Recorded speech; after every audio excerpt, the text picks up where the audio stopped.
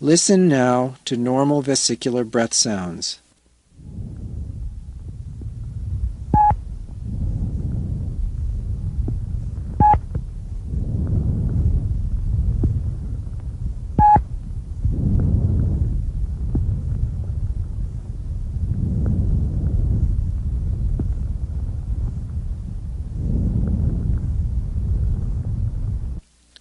Note the relatively soft, low-pitched character of normal vesicular breath sounds, sometimes described as a sighing or gentle rustling.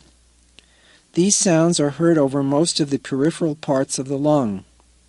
The inspiratory phase is markedly longer than the expiratory phase. Expiration is much quieter than inspiration, and there is no pause between inspiration and expiration. The term vesicular is a misnomer. It arose from experiments performed in the 19th century suggesting that these normal sounds originated in the alveoli, then called vesicles. In fact, modern engineering concepts make it more likely that the sounds emanate from the turbulent flow of air in the lobar and segmental bronchi, not the alveoli. Now listen again to normal vesicular breath sounds.